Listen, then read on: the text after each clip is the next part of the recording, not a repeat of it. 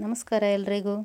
ಈ ಡಿಸೈನ್ ಮಾಡಬೇಕಾದ್ರೆ ಫ್ರೆಂಡ್ಸ್ ನನಗೆ ಅದು ಕೆಟ್ಟೋಗ್ಬಿಡ್ತು. ಅಂದರೆ ವರ್ಕ್ ಹಾಳಾಯಿತು. ಎಲ್ಲಿ ಈ ಬ್ಲೌಸೇ ಹಾಳಾಗುತ್ತೇನೋ ಅಂತ ಅಂದ್ಕೊಂಡ್ಬಿಟ್ಟಿದ್ದೆ. ಆದರೂ ಅದನ್ನು ಹೇಗೋ ಸರಿ ಮಾಡಿಕೊಂಡೆ. ಅದು ಹೇಗೆ ಸರಿ ಮಾಡಿದೆ ಅನ್ನೋದನ್ನು ಕೂಡ ನಾನು ಈ ವಿಡಿಯೋದಲ್ಲಿ ನಿಮಗೆ ಕಂಪ್ಲೀಟಾಗಿ ಹೇಳ್ತೀನಿ. ನಂಬರ್ಸ್ ಕೂಡ ಹಾಗೆಯೇ ಯಾವ ರೀತಿ ಫ್ರೇಮ್ ಮೂಮೆಂಟ್ ಮಾಡಬೇಕು ಅನ್ನೋದನ್ನು ಕೂಡ ನಾನು ಹೇಳ್ತೀನಿ.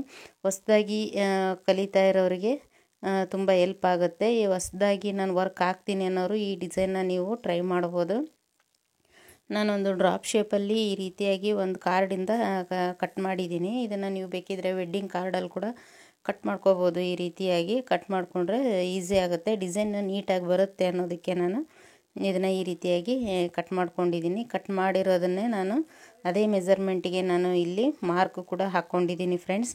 ನೋಡಿ, ಹೊಸ್ದಾಗಿ ನೋಡ್ತಾ ಇರೋರು ಸಬ್ಸ್ಕ್ರೈಬ್ ಮಾಡ್ಕೊಂಡು ನೋಡಿ. ಹಾಗೆಯೇ ಈ ವಿಡಿಯೋಗೆ ಲೈಕ್ ಮಾಡೋದಂತೂ ಮರಿಬೇಡಿ. ಬಿಗಿನರ್ಸ್ಗೆ ಈ ವಿಡಿಯೋನ ಶೇರ್ ಮಾಡಿ ಫ್ರೆಂಡ್ಸ್. ನಾನು ಇಲ್ಲಿ ಕಾಪರ್ ಕಲರ್ ಜರಿ ಥ್ರೆಡ್ ತೊಗೊಂಡು ಮೊದಲಿಗೆ ಹಾಕ್ತಾಯಿದ್ದೀನಿ. ಇಲ್ಲಿ ಯಾವುದೇ ರೀತಿ ನಾನು ನಂಬರ್ನ ಸೆಟ್ ಮಾಡ್ಕೊಂಡಿಲ್ಲ. ನಾನು ಲೆಗ್ ಲಿಫ್ಟರ್ ಮೂಲಕನೇ ನಾನು ಇದನ್ನು ವರ್ಕ್ ಹಾಕ್ತಾಯಿದ್ದೀನಿ. ಒಬ್ಬರು ಸಿಸ್ಟರ್ ಕಾಮೆಂಟ್ ಮಾಡಿದರು, ಕ್ಯಾನ್ವಾಸ್ ಯಾವ ರೀತಿ ಫಿಟ್ ಮಾಡೋದು ಅಂತ. ನಾನು ನೋಡಿ ಯಾವುದೇ ರೀತಿ ಫ್ರೇಮ್ಗೆ ಕ್ಯಾನ್ವಾಸ್ನ ಫಿಟ್ ಮಾಡೋದಿಲ್ಲ. ಬಟ್ಟೆ ಮಾತ್ರ ರಿಂಗಿಗೆ ಫಿಟ್ ಮಾಡೋದು. ಕ್ಯಾನ್ವಾಸ್ ಏನಿದೆ ಹಾಗೆ ಕೆಳಗಡೆ ಹಾಕಿರ್ತೀನಿ ಅಷ್ಟೇ.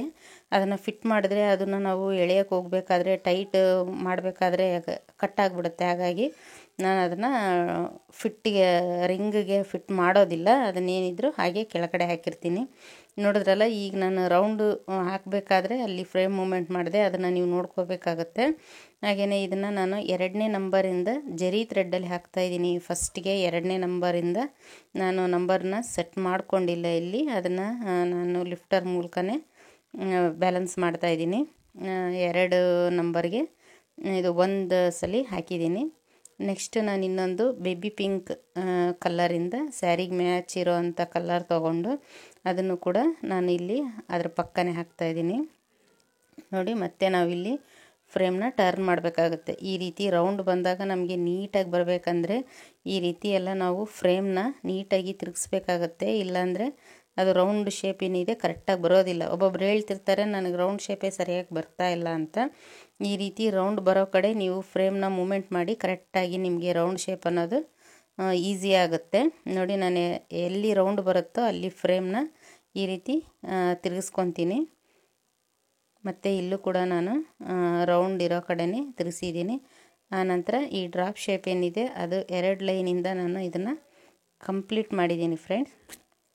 ನಂತರ ಇದನ್ನು ನಾನು ಪ್ಯಾರೆಟ್ ಗ್ರೀನ್ ಕಲರ್ ತೊಗೊಂಡು ಇದು ಒಳಗಡೆ ಏನು ಖಾಲಿ ಇದೆ ಅದರಲ್ಲಿ ಒಂದು ಡಿಸೈನ್ನ ಹಾಕ್ತಾಯಿದ್ದೀನಿ. ಇದು ಪ್ಯಾರೆಟ್ ಗ್ರೀನ್ ಇದೆ, ಇದು ಸಿಲ್ಕ್ ಥ್ರೆಡ್ಡಿಂದ ಹಾಕ್ತಾ ಇರೋದು.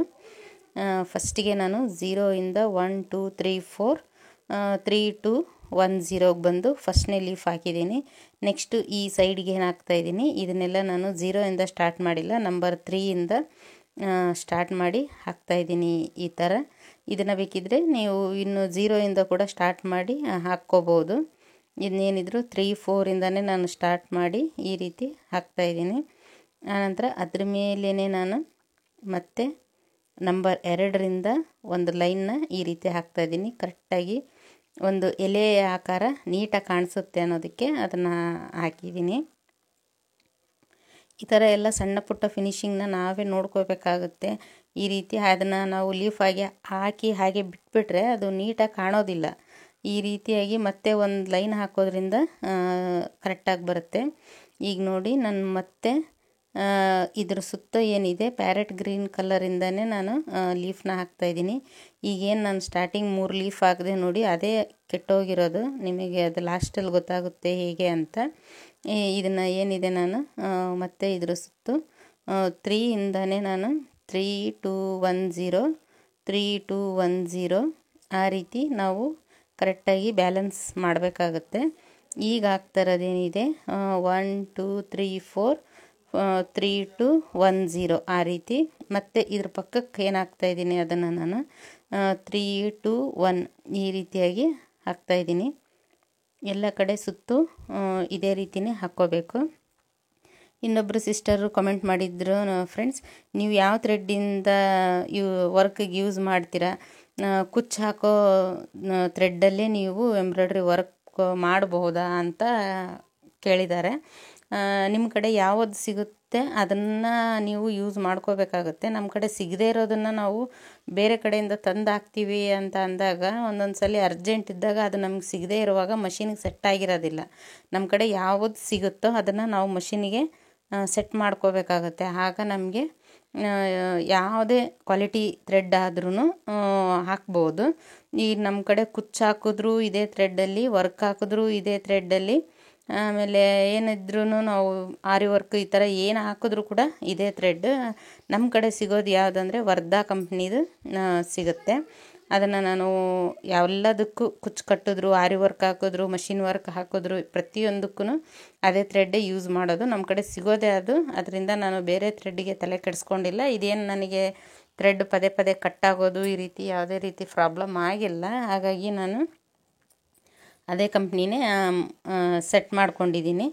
ಆನಂತರ ನಾನು ಈಗೇನು ನಾನು ಸುತ್ತು ಎಲೆ ಆಕಾರ ಹಾಕಿದ್ದೀನಿ ಅದರ ಪಕ್ಕದಲ್ಲೇ ನಾನು 1.5 ನಂಬರಿಗೆ ಕರೆಕ್ಟಾಗಿ ಇನ್ನೊಂದು ಔಟ್ಲೈನ್ನ ಹಾಕ್ತಾಯಿದ್ದೀನಿ. ಈ ಥರ ಹಾಕಿದಾಗ ಏನಾಗುತ್ತೆ, ಇನ್ನೂ ಹೈಲೈಟಾಗಿ ಕಾಣಿಸುತ್ತೆ. ನೀವಾದ್ರೂ ಅಷ್ಟೇ ಫ್ರೆಂಡ್ಸ್, ಈಗ ಯಾವುದೇ ಒಂದು ನೀವು ಡಿಸೈನ್ ಹಾಕ್ತಾಯಿದ್ದೀರಿ ಅಂದಾಗ ಈ ರೀತಿ ಒಂದು ಔಟ್ಲೈನ್ ಕೊಡಿ, ಚೆನ್ನಾಗಿ ಕಾಣಿಸುತ್ತೆ. ನೋಡಿ, ಈ 3 ಲೀಫಿಂದ ಅದು ಡಿಸೈನೇ ಹಾಳಾಗೋಯ್ತು. ನನಗೆ ನಿಜ ಭಯ ಆಗಿಬಿಟ್ಟಿತ್ತು, ಇದೇನು ರೆಡಿ ಮಾಡೋಕ್ಕಾಗುತ್ತೋ ಇಲ್ವೋ ಅಂತ. ಮತ್ತು ನಾನು ಅದ್ರ ಮೇಲೇ ಗೊತ್ತಾಗದೇ ಇರೋ ರೀತಿ, ಅದೇನು ನೋಡಿದ್ರೆ ಅಷ್ಟು ಗೊತ್ತಾಗಲ್ಲ, ಅದ್ರ ಮೇಲೇ ಮತ್ತೆ ವಾಪಸ್ ಹಾಕ್ತಾಯಿದ್ದೀನಿ. ಹೊಸ್ದಾಗಿ ಅಲ್ವಾ, ಇನ್ನೂ ಕೆಲವೊಂದಿಷ್ಟು ಕಲಿಬೇಕಾಗತ್ತೆ. ಯಾವುದು ಹೇಗೆ ಅನ್ನೋದು ಇನ್ನೂ ನಮ್ಮ ಕಣ್ಣು ಅಳತೆಗೆ ಗೊತ್ತಿರಲ್ಲ. ನಮಗೆ ಗೊತ್ತಿರುತ್ತೆ, ನಮ್ಮ ಕಣ್ಣು ಅಳತೆಗೆ ಇನ್ನೂ ಗೊತ್ತಿರಲ್ಲ. ಹಾಗಾಗಿ ನೋಡಿಕೊಂಡು ಮಾಡಬೇಕಾಗತ್ತೆ.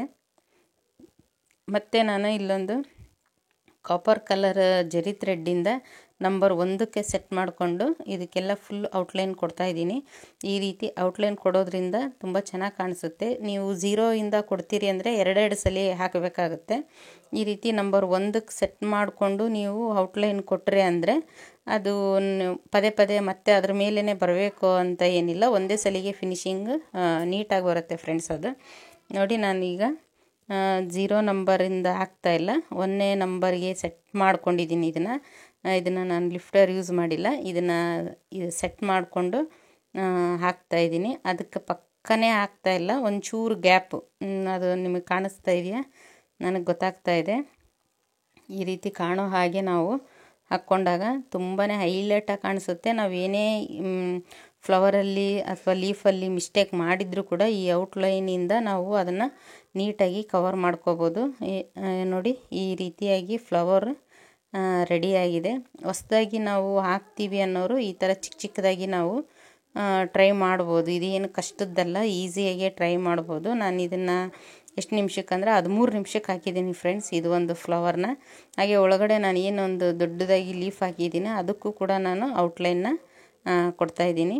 ನೋಡಿ, ಫೈನಲಿ ಎಷ್ಟು ಚೆನ್ನಾಗಿ ಕಾಣಿಸ್ತಾ ಇದೆ ಅಂದರೆ, ಎಲ್ಲಿ ಕೆಟ್ಟೋಗಿತ್ತೋ ಅಂತ ಅಂದ್ಕೊಂಡಿದ್ದು ಕೂಡ ಕರೆಕ್ಟಾಗಿ ಬಂದಿದೆ. ನಾನು ಕ್ಯಾನ್ವಾಸ್ ಎಷ್ಟು ಬೇಕೋ ಅಷ್ಟಕ್ಕೆ ಮಾತ್ರ ಹಾಕಿರ್ತೀನಿ. ಸೊ ಫ್ರೆಂಡ್ಸ್, ನೋಡಿ, ಫೈನಲಿ ಈ ಥರ ಬಂದಿದೆ. ನಿಮಗೇನು ಅನ್ನಿಸ್ತು ಅನ್ನೋದನ್ನು ನನಗೆ ಕಮೆಂಟ್ ಮಾಡಿ ತಿಳಿಸಿ. ಹಾಗೆಯೇ ಈ ವಿಡಿಯೋನ ನಾನು ಇಲ್ಲಿಗೆ ಎಂಡ್ ಮಾಡ್ತಾಯಿದ್ದೀನಿ ಫ್ರೆಂಡ್ಸ್. ನೆಕ್ಸ್ಟ್ ವಿಡಿಯೋದಲ್ಲಿ ಸಿಗೋಣ. Thank you so much.